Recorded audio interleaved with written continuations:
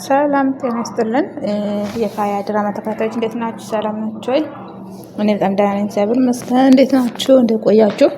እንግዲህ ርብቃና ልዕልት እንግዲህ እዚህ ላይ መንገድ ላይ ተገናኝተው እንግዲህ እየተደባደቡ ነው ማለት ነው። እንግዲህ ርብቃ እገልሻለሁ በማለት ልዕልትን እያሰራራቻት እና ይዛ እንግዲህ አለቃት ትላለች። በዚህም መሀል እንግዲህ ሰው ደርሶ ሊገላግላቸው ደርሶ ችሏል ማለት ነው። በዚህ መሀል እንግዲህ ርብቃ ምን ብታረግሽ ነው ይሄን ያህል የጨከንሽባት? ቆይ ለምንድን ነው ይሄን ያህል እንደዚህ የጨከንሽባት? ምን ብታረግሽ ነው?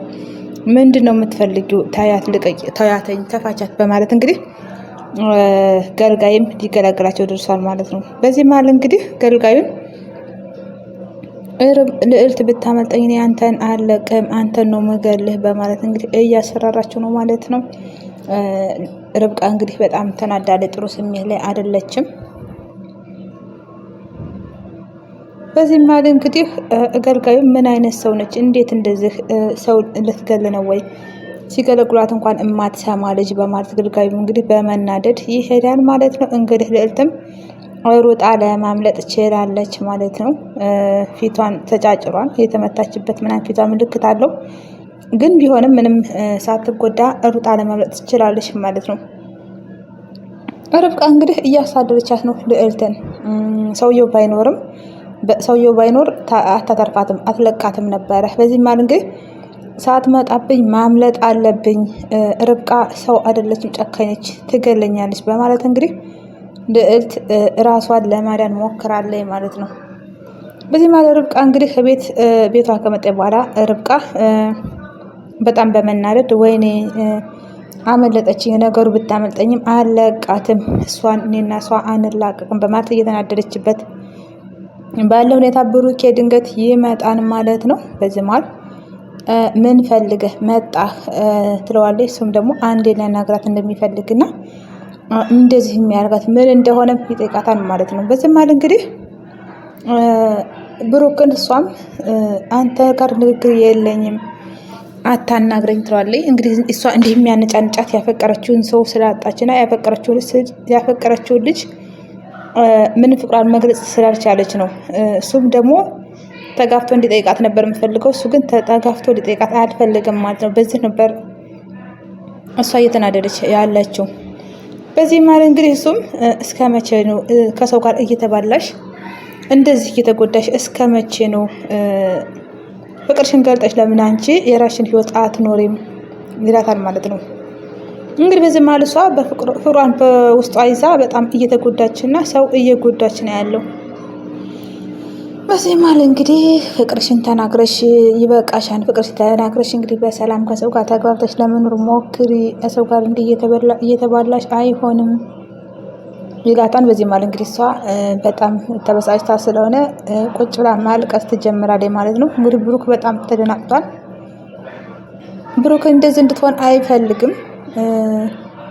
እሱ ሊመክራት ስለፈለገ ነው እንጂ እሱ ሌላ ነገር ስሜቷን ሊቀሰቅስባት ወይ ደግሞ ሊያናድዳት መጥፎ ስሜት ውስጥ ሊከታትም አይደለም ማለት ነው።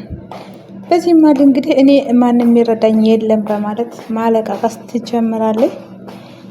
እንግዲህ ብሩክም እንግዲህ የምታረቅሽ ከሆነ እንግዲህ አንድኛሽን አልቅሰሽ ይውጣልሽ፣ እንደዚህ መሆን የለብሽም በማለት እንግዲህ እንድታለቅስ ይፈቅድላታል ማለት ነው። እንግዲህ ርብቃ ብሩክ ጋር በመደገፍ እንግዲህ ስቅስቅ ብላ የወጣልኝ መስሏት ማልቀስ ትሞክራለች ማለት ነው። እዚህ ጋር ደግሞ እንግዲህ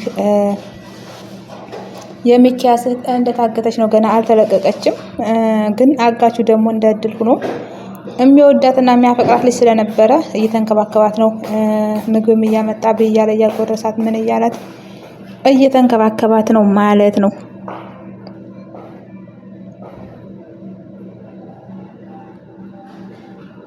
እንግዲህ እሷም እኔ አልበላም አልፈልግም እያለች እያስቸገረ ነው፣ መፈታት ነው እንጂ የምትፈልገው ከታገተችበት መውጣት እንጂ ምንም ነገር እንዲንከባከባት አትፈልግም።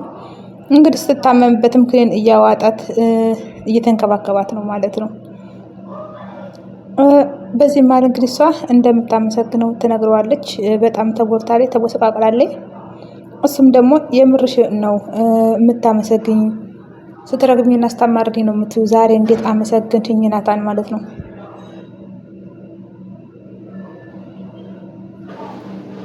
እንግዲህ እሱም አዲስ ሆነበት።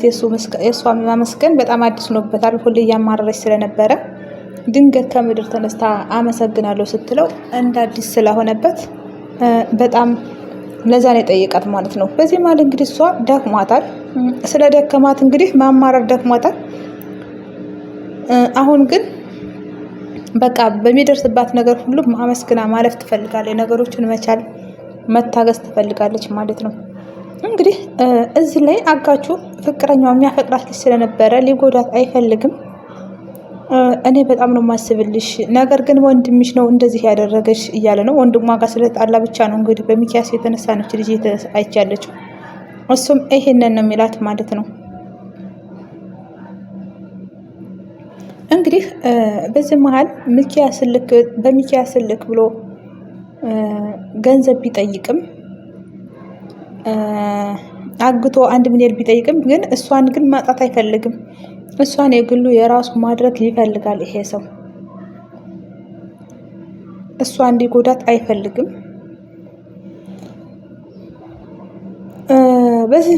እሷ ግን የእሱ መሆን መቼም አትፈልግም። እሱ ጋር መዝለቅ፣ እሱ ጋር አብራ መሆን አትፈልግም።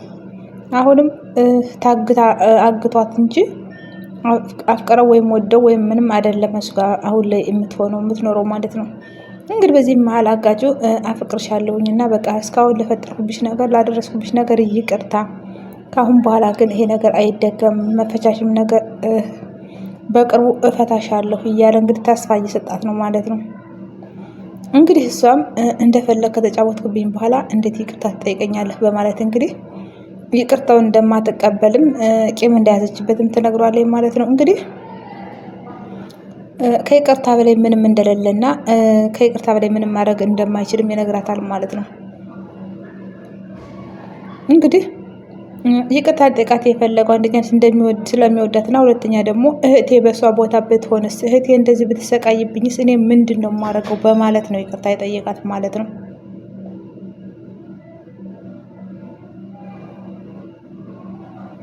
እንግዲህ ይህንን ነገር ሊያደርግ የተገደደው በስሜታዊ ነገር ነው። ወንድሟ ስሜታዊ ስላደረገው በዛ ተናዶ ነው ማለት ነው ይህንን ነገር ሊያደርግ የወሰነው። በዚህም ማለ እንግዲህ በስሜት እና በንዴት በብስጭት ሆነን ስሜታዊ ሆነን የምናደርገው ነገር መቼም የማንወጣው ጸጸት ውስጥ ይከተናል። እንግዲህ ይህ አጋችም የሚወዳት ልጅ ላይ እንደዚህ ሊሆን ያደረገው ይሄ ነበር ማለት ነው።